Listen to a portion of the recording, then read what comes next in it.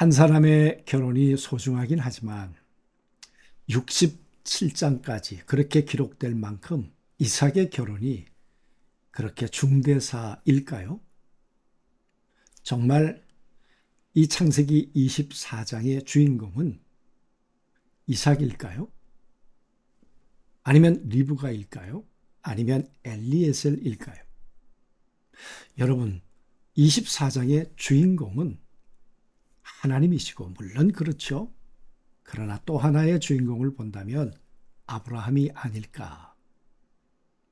하나님께서 갈대와 우르에서 76세 때 불러서 이제 140세가 되었습니다.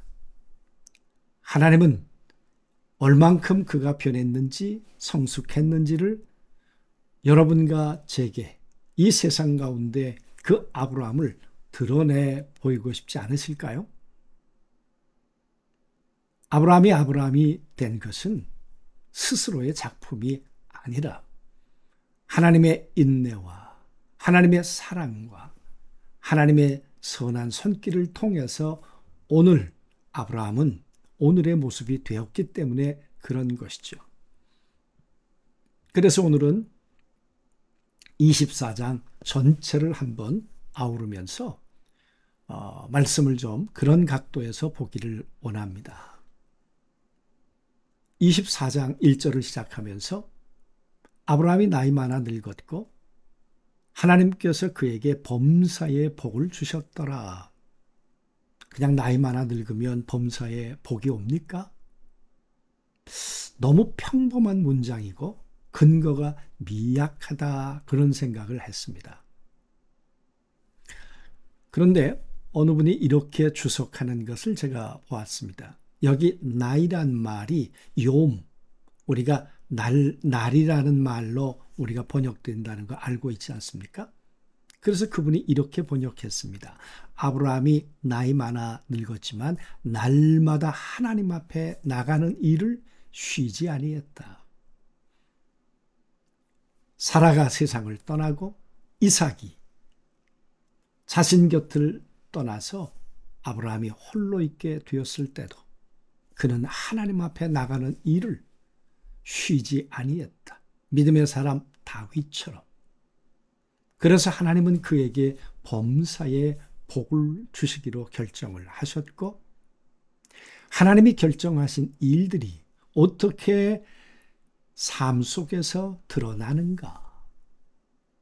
그래서 여러분 이영길 목사님의 책 가운데도 보니까 이 24장이 아브라함의 생애의 절정이다. 그렇게 말씀하셨는데 저는 100% 동의를 합니다. 아들의 문제를 여러분 엘리에셀에게 맡길 수 있습니까? 아니죠. 하나님께 맡기는 거죠.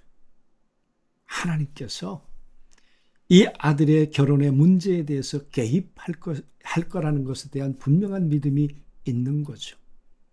나의 삶을 이끄시는 하나님을 볼 때 하나님은 이삭의 삶 속에서도 그렇게 관여하실 거란 믿음이 있으니까 엘리에셀을 보냈겠죠. 그래서 여러분 오늘 말씀 그리고 하나님은 일하셨습니다. 이 일이 여호와께로 말미암아 여호와께서 내게 형통한 길을 주셨음이니라. 50절부터 67절이지만 24장 전체를 한번 보도록 그렇게 하겠습니다.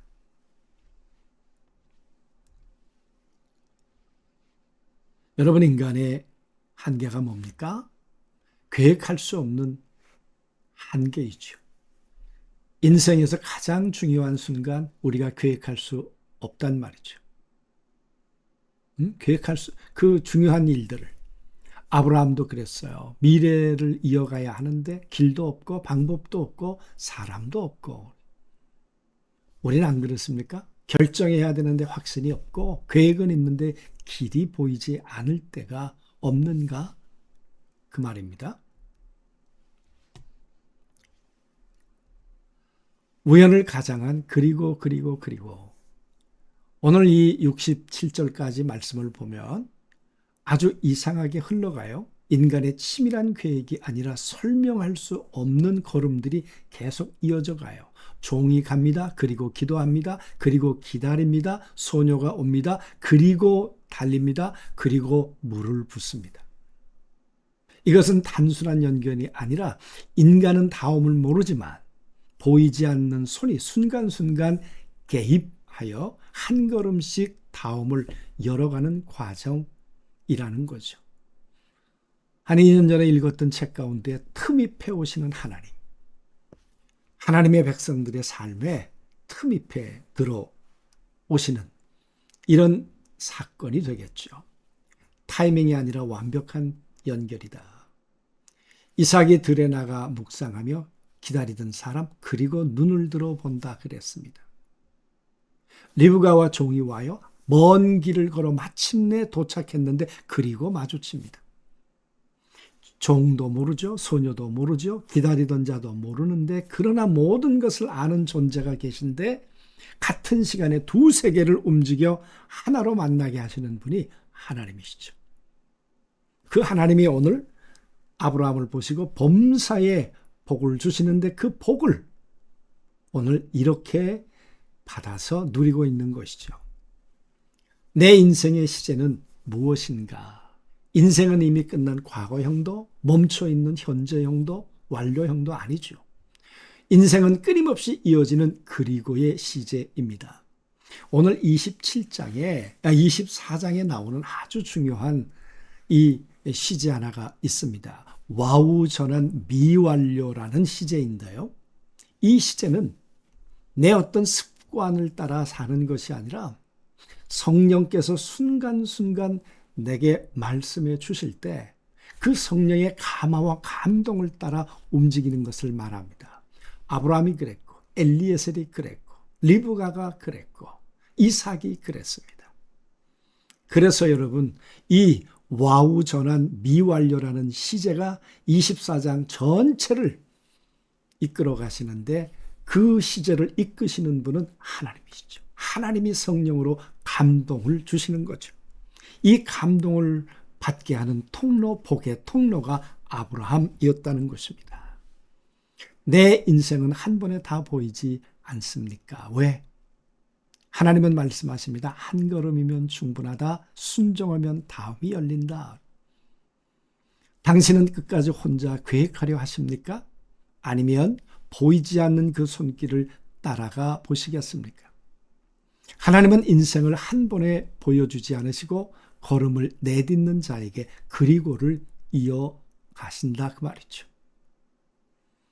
요즘에 개척교회, 예수동행교회 제가 자칭 후원을 하겠다고 그래서 이번 주간에도 교회를 다녀왔습니다.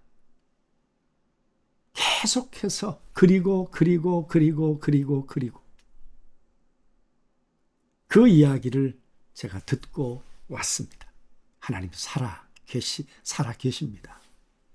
내 삶에 이어질 그리고를 위해서 우리가 어떻게 살아야 될까요?